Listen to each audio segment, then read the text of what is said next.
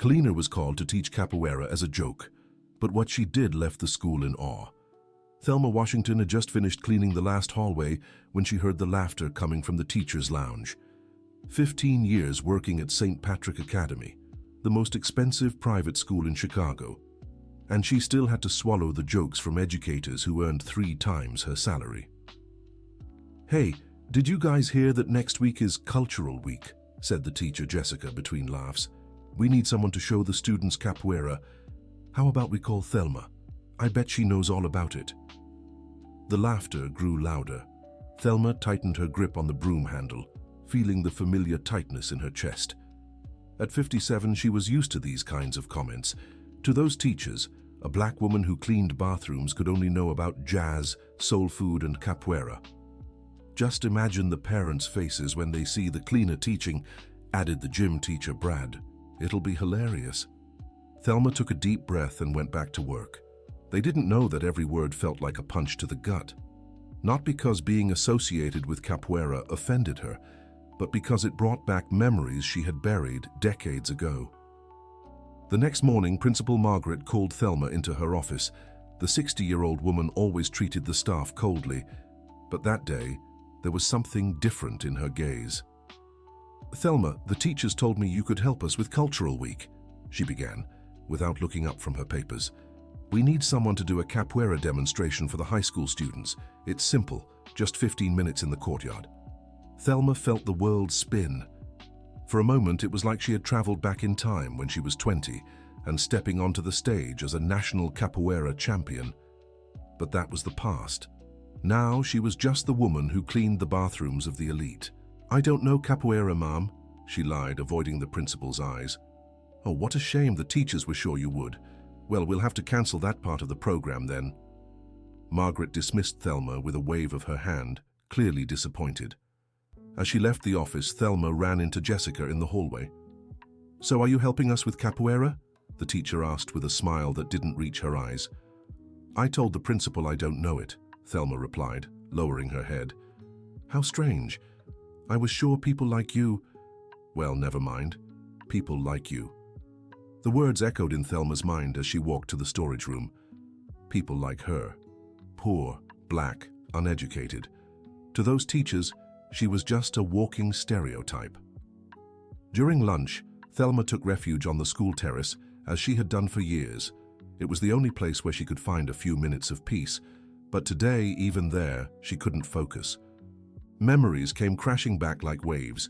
The sound of drums, the smell of spices, the rush of power she felt when stepping into the circle.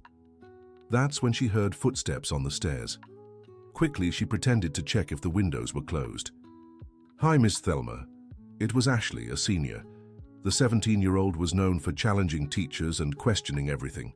The daughter of wealthy business owners, she could have the world at her feet, but always seemed dissatisfied with something. "Hi, sweetheart. Shouldn't you be in class?" "I left early.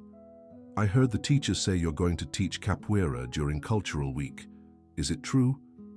Thelma hesitated. There was something in Ashley's tone that was different from the teacher's mean-spirited curiosity. "I don't know capoeira. That's too bad. I've always wanted to learn. My dad lived in the South when he was young and always tells stories about capoeira circles on the beach. He says it's beautiful to watch." For the first time in years, Thelma felt the urge to tell someone the truth, but the emotional scar was still too deep. Dear listener, if you're enjoying the story, don't forget to like and especially subscribe to the channel. It helps us a lot as we're just starting out. Now continuing. In the following days, the school buzzed with preparations for Cultural Week. Thelma watched everything in silence, cleaning the classrooms while teachers and students rehearsed their performances. She saw the young ones practicing theater, music, and dance. Every movement on the sports court made her heart race. Then, on Thursday, everything changed. Thelma was mopping the hallway when she overheard a heated argument coming from the principal's office. "But it's impossible that we can't find anyone," Margaret shouted. "The schedule's already printed. The parents have been notified.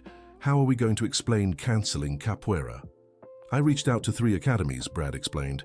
"One charges way too much, another isn't available, and the third never called back." "What about that story with the janitor?" Jessica asked. She said she doesn't know. I guess I assumed too much. Thelma quickened her pace, not wanting to be caught eavesdropping. But Brad's words cut deep. Assumed too much.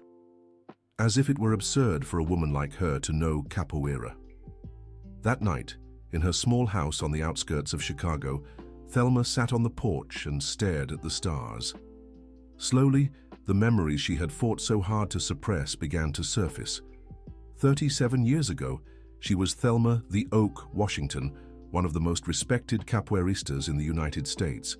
She had started at 10 years old, on the streets of the French Quarter in New Orleans.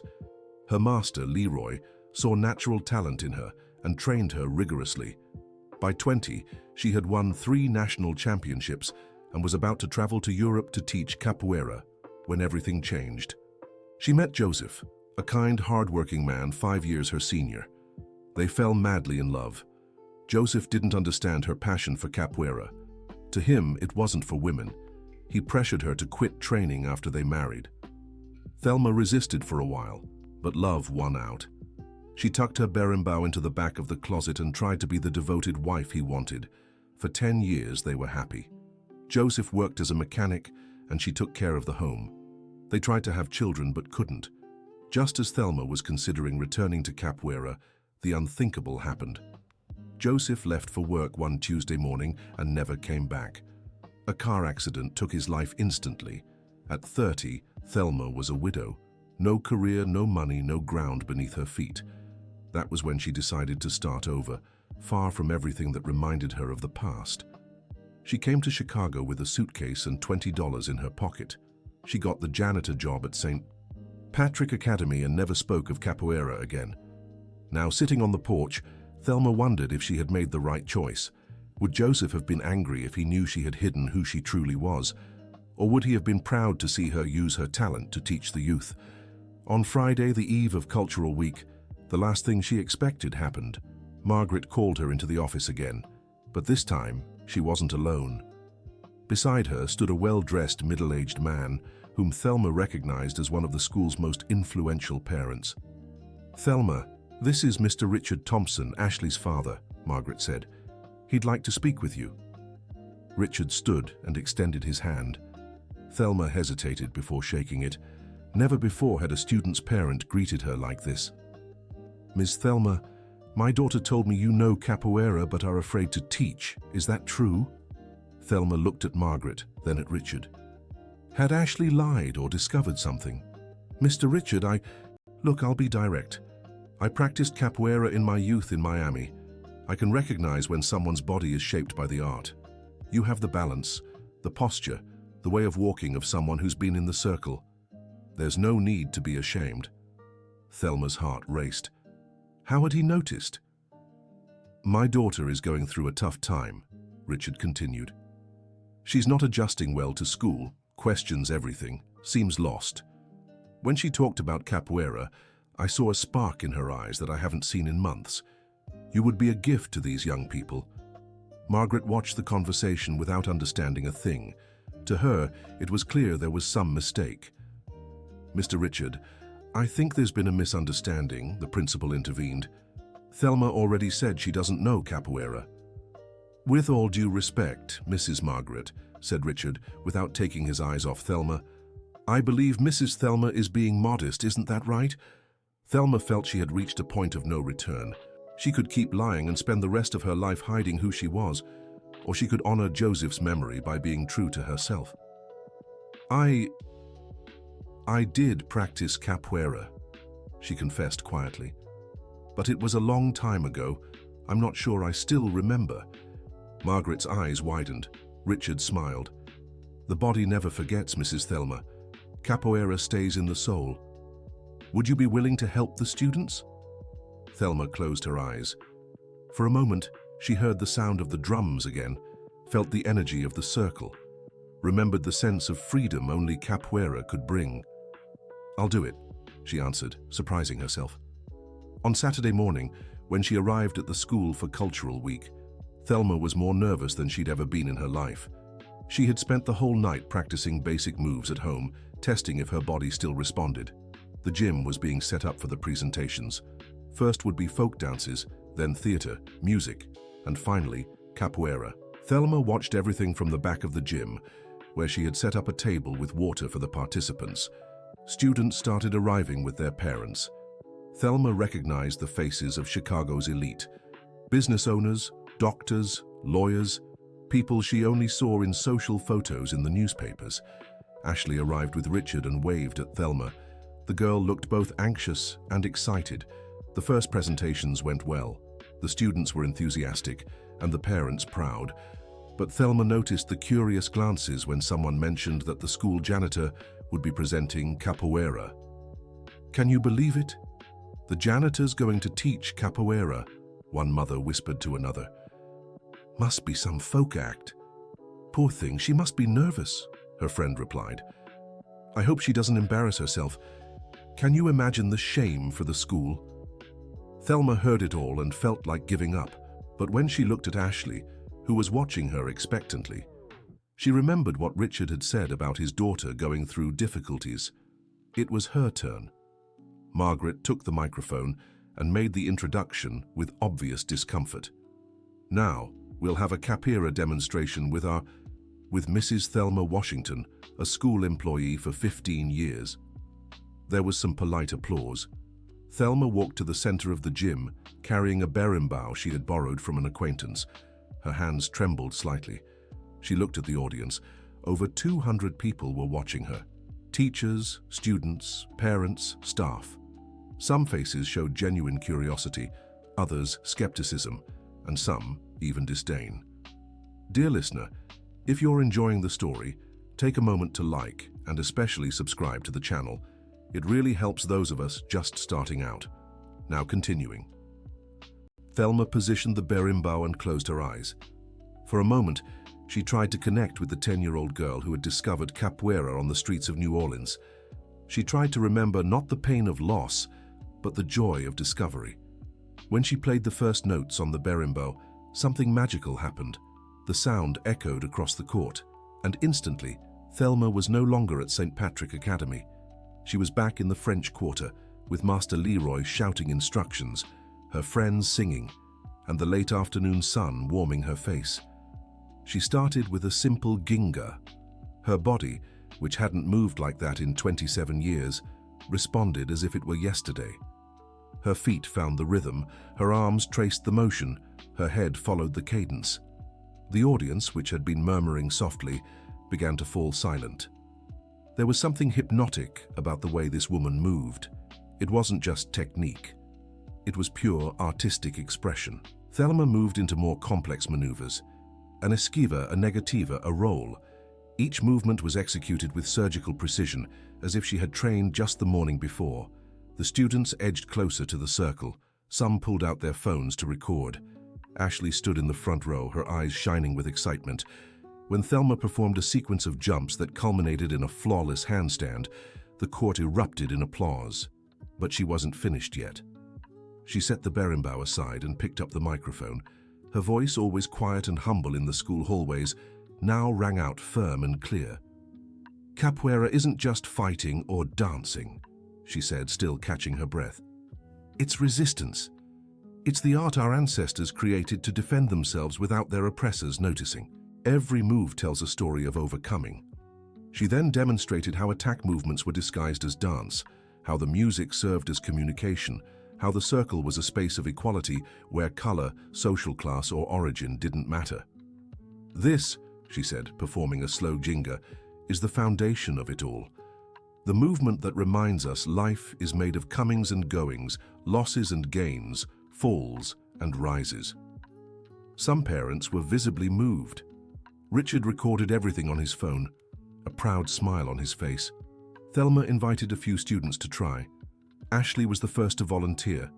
With surprising patience and skill, Thelma taught the basic moves to 10 students. "Now, you'll form a circle," she instructed. "In capoeira, the circle represents life.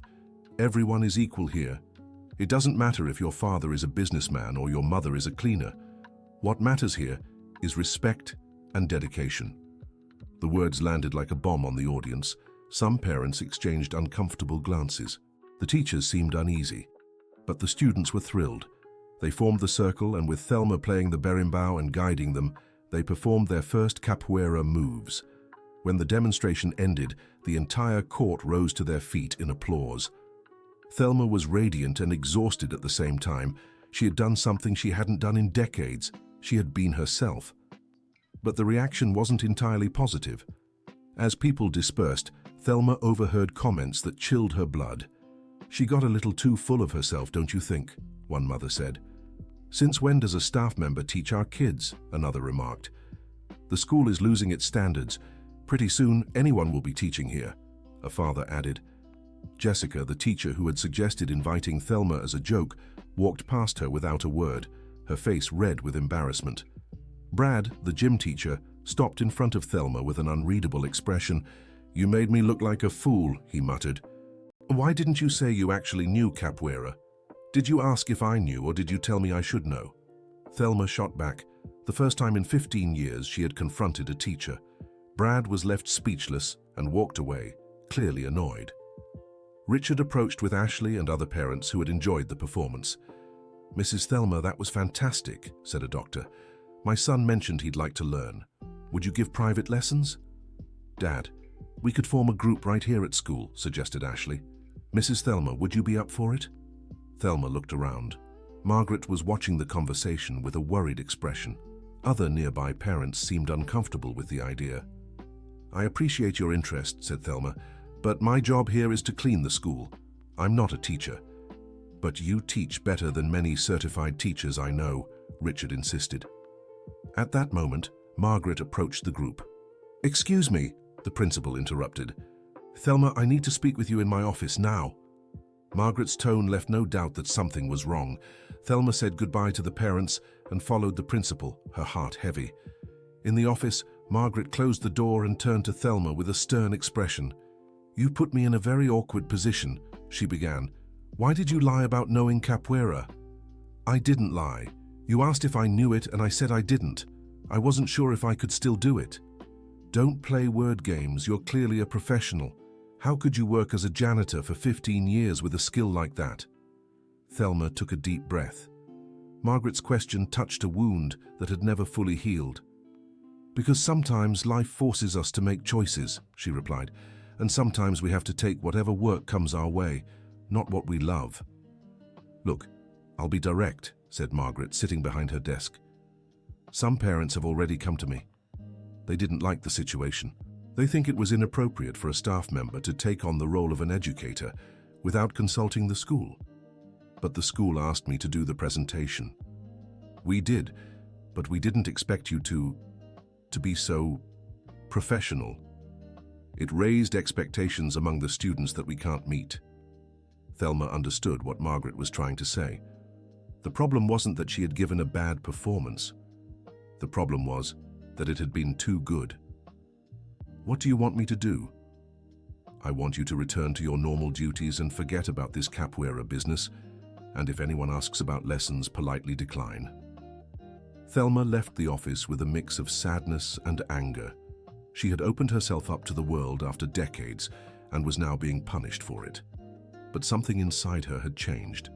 For the first time in 27 years, she had felt whole, and she wasn't willing to bury that part of herself again.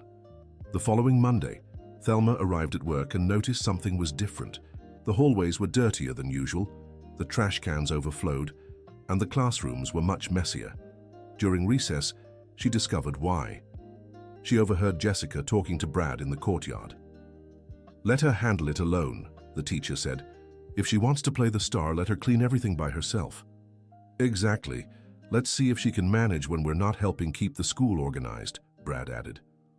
Thelma understood. The teachers were sabotaging her work, deliberately leaving more mess for her to clean. It was a cruel and childish revenge, but Thelma wasn't intimidated. She worked double shifts all week, arriving early and leaving late to handle everything. She didn't utter a single complaint. On Thursday, while cleaning the teacher's lounge after hours, she noticed some papers in the trash that caught her attention. They were copies of an official document from the Department of Education. Reading carefully, she discovered the school was under investigation for educational irregularities. Some parents had complained about the lack of extracurricular activities and the absence of education on cultural diversity. Further down, she saw a handwritten note from Margaret. "We need to address the situation with the employee. She's causing issues with the conservative parents." Thelma felt the ground give way beneath her feet. It wasn't just her paranoia. She really was being seen as a problem to be solved. That night at home, Thelma made a decision. She called her sister Vanessa, who lived in New Orleans and was one of the few people who knew her past. "Vanessa, I need to tell you something," she said without preamble. "Hey sis, it's so good to hear from you. We haven't talked in months. How are things over there?" "Yesterday I did Capoeira for the first time in 27 years. There was silence on the other end of the line. "What do you mean, Thelma? I thought you'd left that part of your life behind." "I never forgot, Vanessa. I just buried it. But yesterday it came back to life." Thelma told her sister everything. The initial humiliation, the performance, the parents' reaction, the pressure from the administration. "You know what I think?" Vanessa said after hearing it all. "I think Joseph would be proud to see you being yourself again. But what if I lose my job?" "Sis, you're 57. You've already lost so much in life. Don't lose yourself again." Vanessa's words echoed in Thelma's mind all night. By morning, she'd made a decision that would change everything. She arrived early at school and went straight to the rooftop.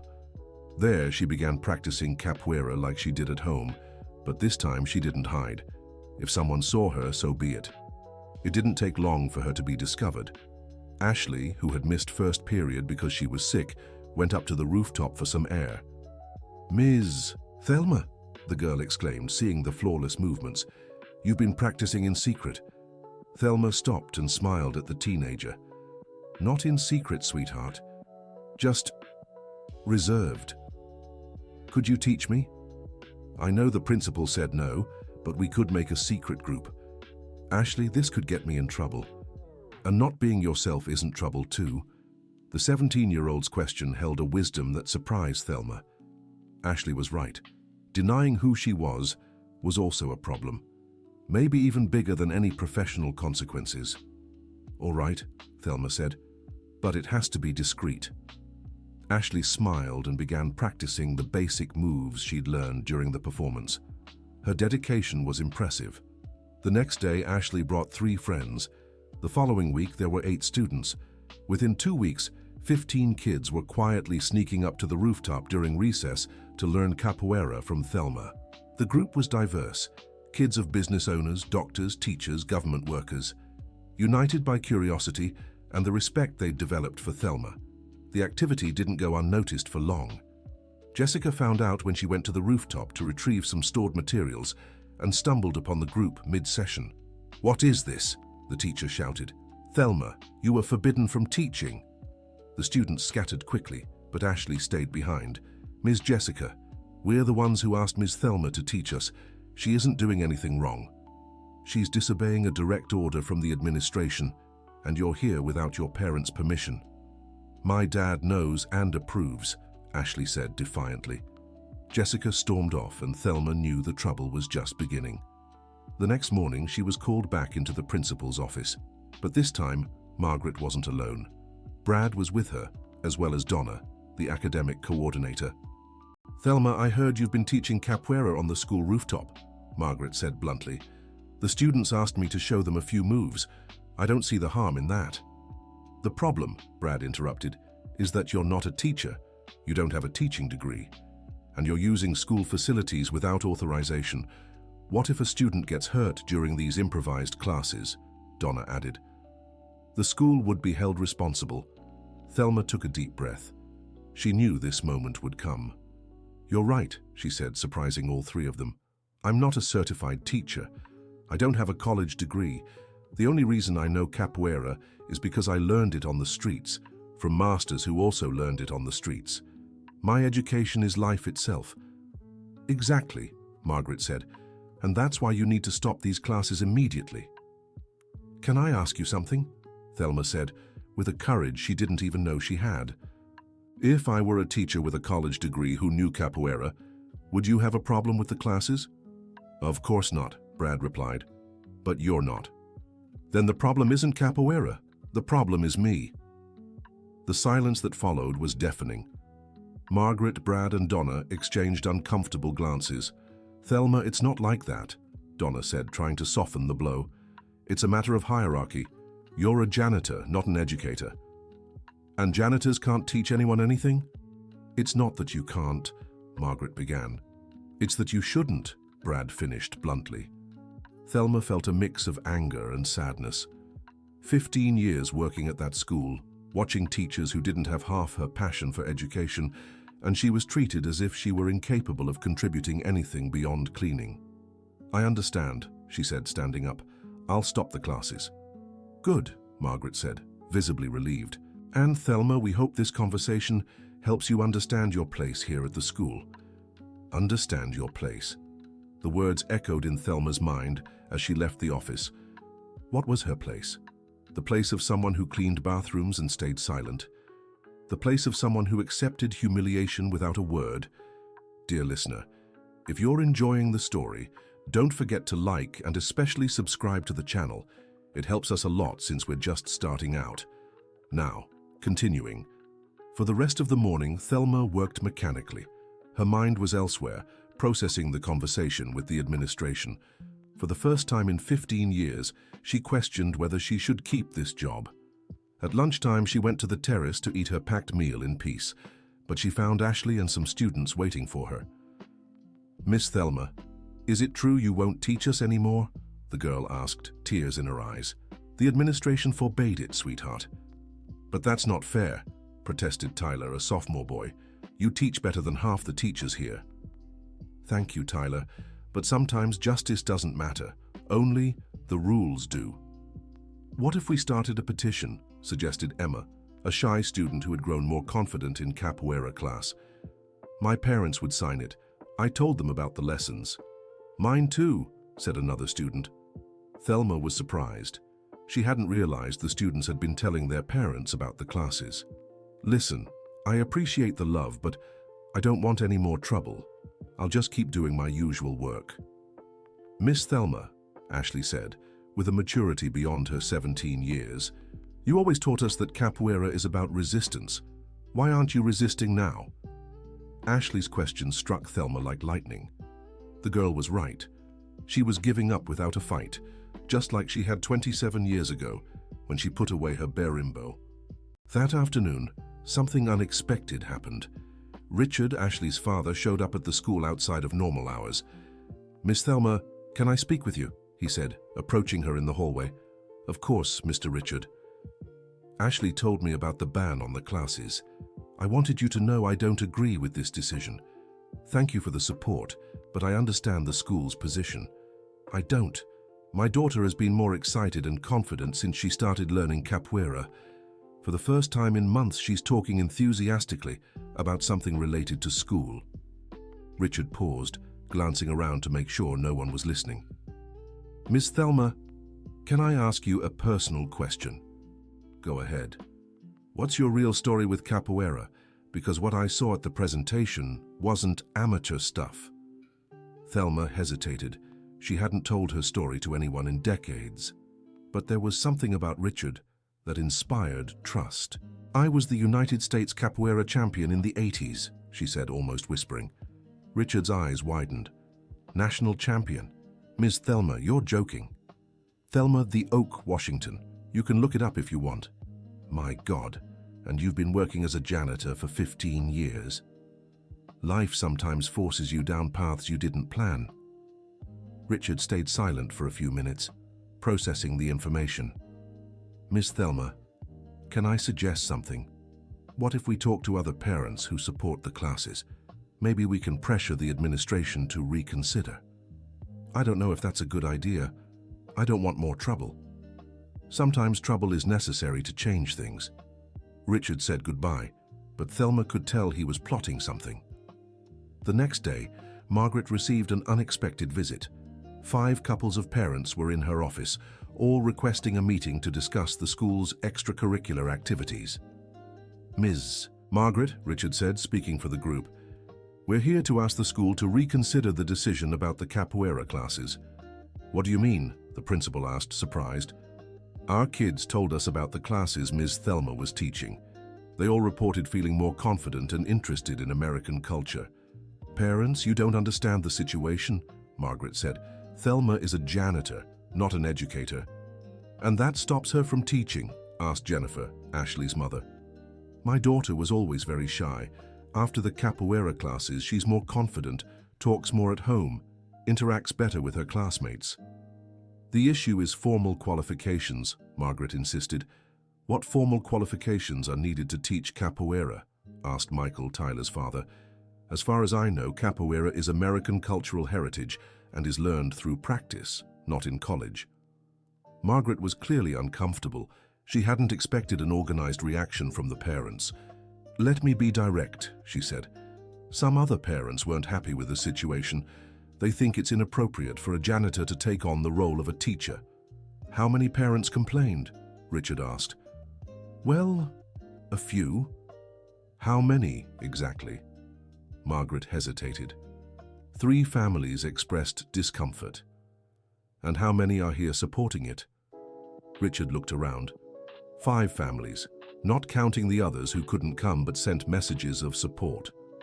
Richard showed his phone with several messages from parents praising the classes and asking for them to continue. Ms. Margaret, said Patricia, another student's mother, wouldn't it be more democratic to listen to the majority?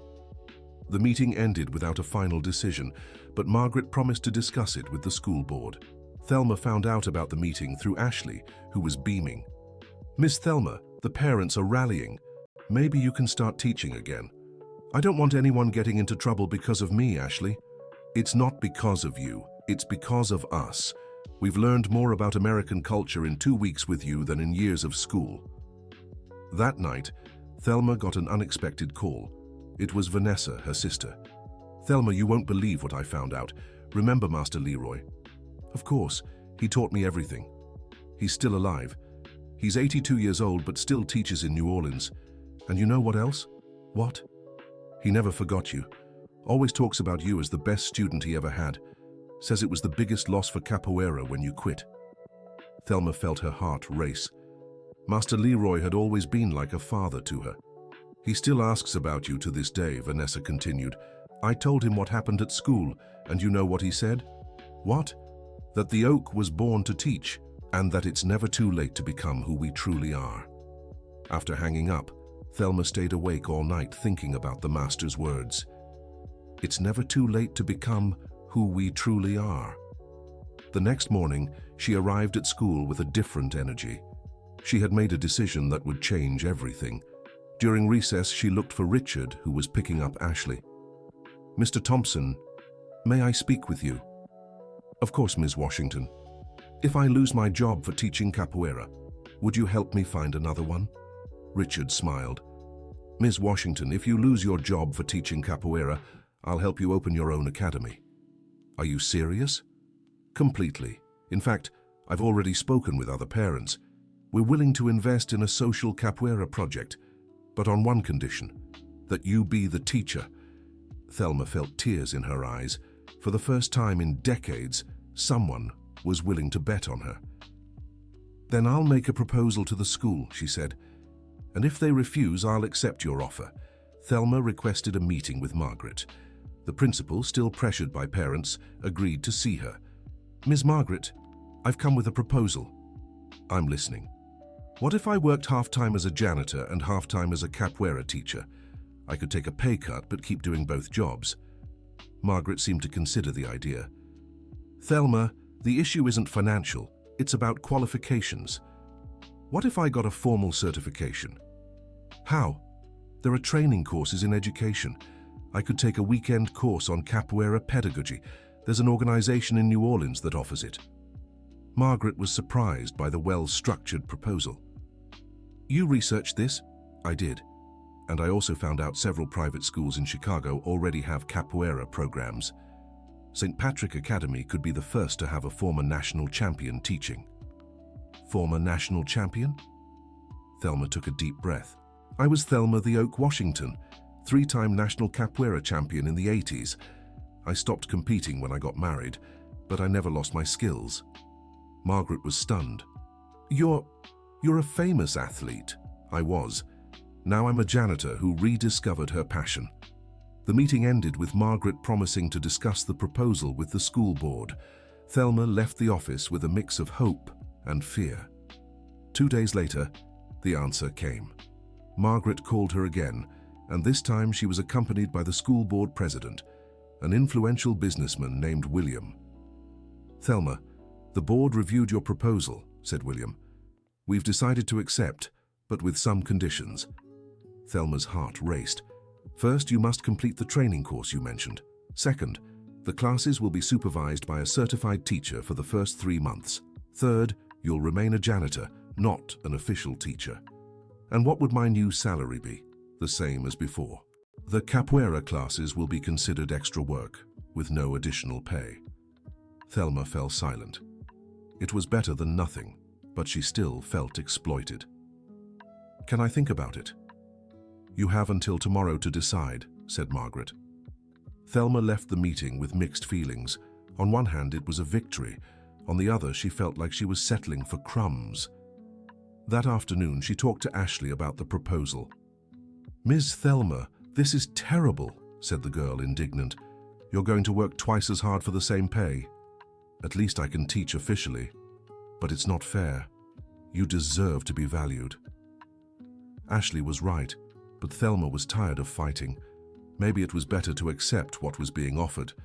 But then something happened that changed everything. Richard sought her out at the end of the day with surprising news. "Ms. Thelma, I have a different proposal for you." "What is it?" "Some parents got together and we decided to offer you a salary to teach private capoeira lessons outside of school." "How so?" "A group of 10 families agreed to pay for lessons twice a week. It's enough for you to live on if you want." Richard showed her the numbers on paper. The monthly amount would be 3 times her school salary. "Ms. Thelma, you don't have to accept crumbs from the school. You can start your own story." Thelma looked at the numbers and could hardly believe it. For the first time in decades, she had a real chance to live her passion. "But what if it doesn't work out?" "What if it does? You've already wasted so much time accepting less than you deserve. Don't you think it's time to bet on yourself?"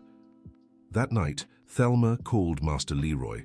When she heard the voice of the man who had been like a father to her, she couldn't hold back her tears. "Master, it's the Oak. My child. What a joy to hear your voice. I heard you've returned to Capoeira." "I have, Master, and I need your advice." Thelma told him everything. The initial humiliation, the performance, the school's pressure, the offers she'd received. "The Oak," said the master in his wise voice. "You spent 27 years hiding who you are. It's not time to hide again. It's time to fly." "But what if I fail?" "Failure is not trying. You already failed once when you put away the berimbau. Don't fail again." The next morning, Thelma arrived at school with her decision made. She sought out Margaret early. "Miss Margaret, I've come to inform you of my decision about the board's proposal."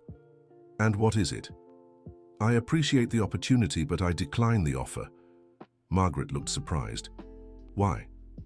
"Because I've discovered I'm worth more than what I was accepting. I'm resigning." "Thelma, you've worked here for 15 years. Are you sure?" "Absolutely, and I want to thank you for these 15 years. I've learned a lot here, especially about myself." Margaret tried to dissuade her, but Thelma was unwavering. She had found her dignity again.